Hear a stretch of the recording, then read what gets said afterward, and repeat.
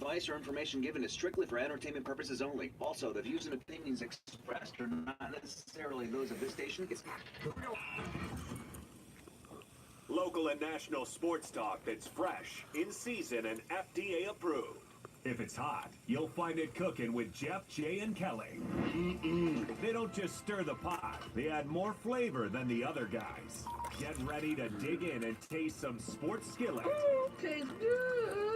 Right now on Fox Sports 920, The Jersey. And again, nobody's sitting down at Spectrum Center. Nearly 10 seconds separating the clocks. It's Walker once again. Blocked on the play by Butler, and he saved it to Chandler. What a play by Jimmy Butler. Here are the Sixers now with the shot clock unplugged, and a timeout called by Brett Brown. Ends out of the timeout.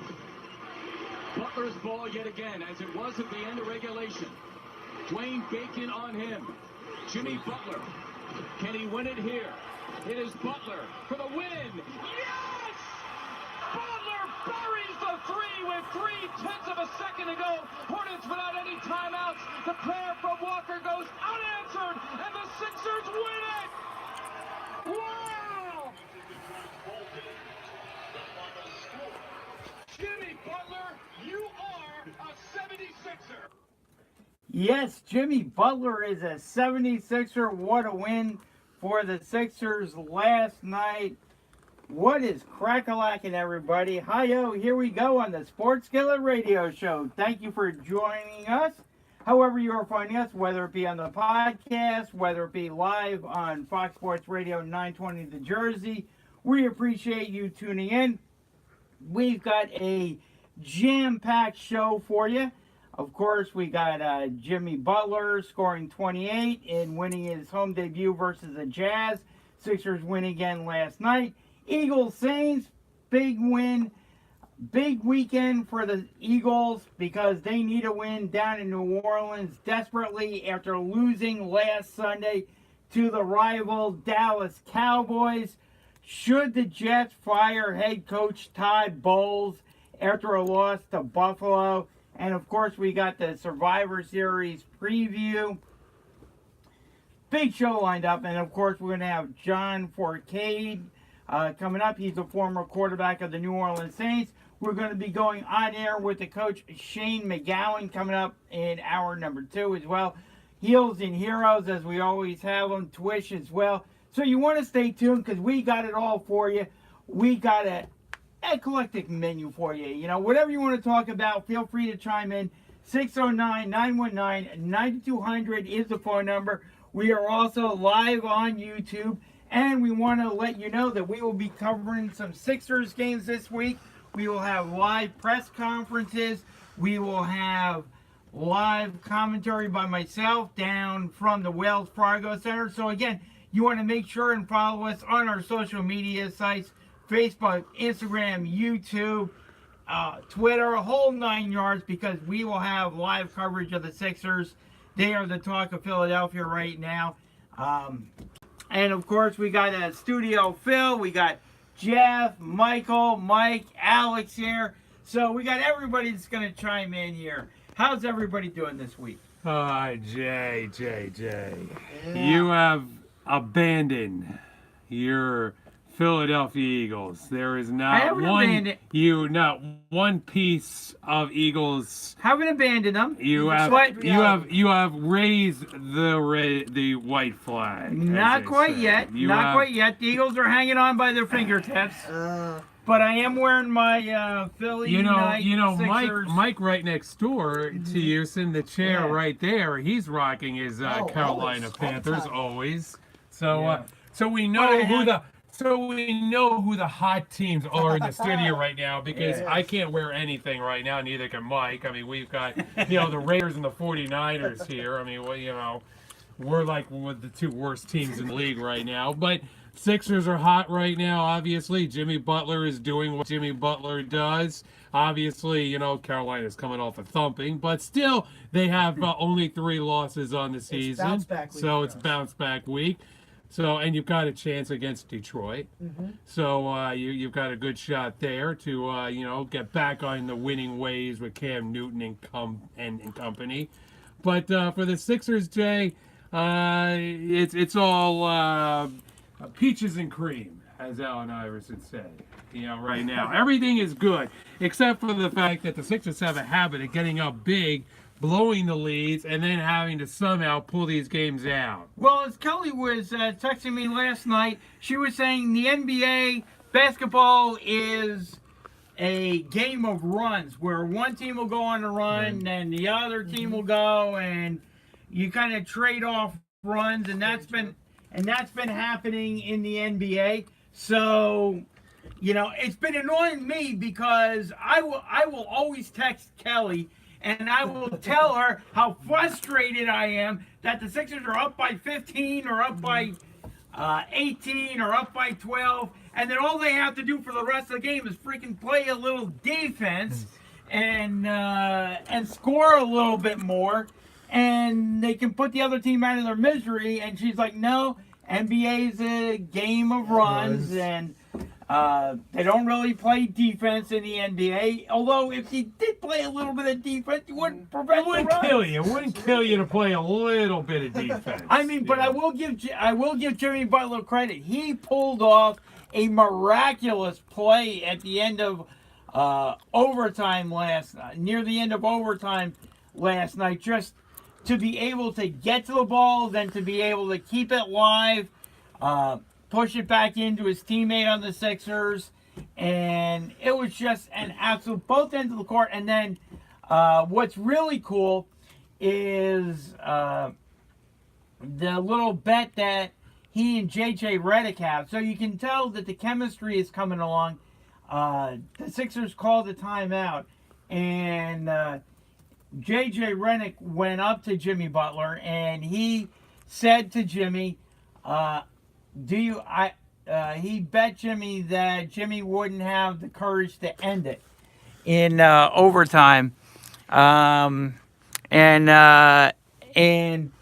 Jimmy Butler actually took the ball, wound the clock all the way down, and threw in the game-winning bucket 3-pointer, and won the bet against JJ Redick because he kept the ball and ended the game. And afterwards, Jimmy Butler said, I don't want them getting the ball back at all. I want to keep it. I want to end the game and go home happy on the plane. And Sixers did that. Of course, when you have a guy scoring 60 points. I was going to say Kemba Walker. Kemba Walker scoring 60 points. That's tough to win the ball game there. It's just shake your head, Tom, if you're Walker, because you score 60 points and your team loses. I mean, it's Michael, that has to be discouraging. Yeah, if you're downing 60 points. And Kemba's a really good player. I admired him ever since he was in UConn and led UConn to the national championship back in 2011. That was a good team. He's a good player. I just think he needs. Yeah, I remember what he did against Syracuse. Yeah. He needs to be on a team that can use his talents, but also has talent surrounding him. Because if you're the lone player on a team that can score, you're not going to win many games by yourself. You need, basketball is a team sport, so you need the team to. Absolutely. Produce. Absolutely. And that's what was hurting the Sixers earlier in the year. They didn't have that spark. They didn't have that fire. And then, whether it be Josh Harris or whether it be the Sixers GM or Brett Brown, whoever was instrumental in making this trade for Jimmy Butler, kudos to them. Although, as many people said, and I agree, I don't know that I want the Sixers owner making trades and interfering in the overall operations of the team. But hey, if he pushed forward the Jimmy Butler trade and he was instrumental in getting it done, then kudos to him. But I'd rather he take a back seat and leave the GMing to Elton Brand and the coaching to Brett Brown and just kind of take a back seat. But if he pushed it forward, kudos to him. Mm-hmm. Josh Harris for getting the trade done, because I was down there Friday night, and the place was absolutely electric. They rolled out Allen Iverson to ring the bell. People were cheering. You heard sporadic Jimmy Butler cheers, and I'm not saying like a little pocket here or there. No, the whole stadium was cheering for Jimmy Butler. Jimmy Butler, and we have this posted on our social media sites as well, the Jimmy Butler press conferences. He had a nice smile on his face, and they asked him, and he brought up the fact that even as a visiting player, he loved the 76ers theme song. 1, 2, 3, 4, 5, Sixers, and he said that's always been one of my favorite theme songs. I loved it even as a visiting player. I love it even more now. Joking around with the media, he seems like the perfect fit for this team. Don't you think, Jeff? It definitely, the piece, the team sort of has come together, right? I mean, you have now that third great player to play and to be that. And not only does the piece fit, but he's an experienced player. He's a veteran player, so he can help out these younger players or try and teach them a little bit as to what he expects from them and to what they expect from him. And he's just taking the ball by the horns and demonstrating that on the court. So he's saying, okay, I'm going to take the ball, I'm going to bury it, and I'm going to win the game. We all know the skills that Jimmy Butler has. He's been that player. He was that player with Chicago. We saw that potential in Chicago. Then he had rocky times, obviously, in Minnesota. We know about the locker room. We know about what happened there with Jimmy Butler. It just didn't mesh with him there. And so now he gets an opportunity, I think, to be in a situation that he can pretty much, I don't want to say run the show, because there are other guys on this team that have egos just like him. So it'll be interesting to see as time goes by. And it does seem like right now, look, winning is the great, deodorant, right? When you're winning, everything is good, everybody's happy, everybody is doing this. And right now, the Sixers are obviously winning right now. They've lost only one game with Jimmy Butler so far, and that was just, his debut. But that was the only game. So right now, they're riding high right now, and they have a schedule that when you look at it, and you brought this up last night to me and Kelly, the fact that they're the only undefeated team at home in the NBA right now. And you look at their home schedule, boy, they could really run off some wins here before they have to play one of the better teams in the Eastern Conference at home. That's right. They are the last of the home undefeateds. And I pointed out to you how much home court could mean going forward in the NBA playoffs. It could mean that too in the Eastern Conference, but as me and Kelly pointed out, does it really mean anything to Golden State? Not really. Golden State could care less.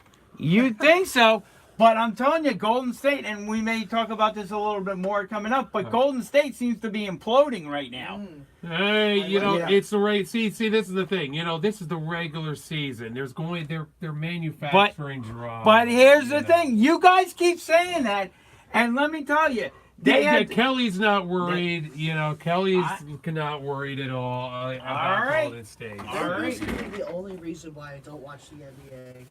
I'm sick of seeing the Warriors always. It's like it's them versus everybody else. But see, because they've got the team, because they've got those guys, and they're the two-time defending world champions. I just like to see new teams in the championship. I'd like to see somebody dethrone them. You may get your wish this year. I would like that. Because here's the thing. This thing between Kevin Durant and Draymond Green. Is fascinating because now all of a sudden Draymond Green has a little pinky toe injury, and the Warriors and the Warriors sent him home. They're not playing him, and they haven't said, he's gonna. I will say it again. It's the regular season. All right, I'm saying this thing is getting bigger because the Golden State Warriors are coming down heavy on the side of Kevin Durant. Of course they are, because they want to sign Kevin Durant. That's the thing. The Warriors want to bring back Kevin Durant. And in doing so, he may decide to walk at the end of the year regardless of what the Golden State Warriors do. And you just said that, regardless of what the Warriors do. So this season, at least for this season, the Warriors are what the Warriors are. Not necessarily, because this thing with Gotta call the guys. You know, Wasn't Curry hurt a couple of games too? Curry is out. Curry is He's out. still out. This guy. Yes. He's But you know still what? out. But he did chime in and Okay, said we're going to be fine. Everything's We'll see. I'll be like a good. minute. Yeah. We'll see, because when they Jay, it's the regular season. When they lose- Nobody pays attention to the NBA except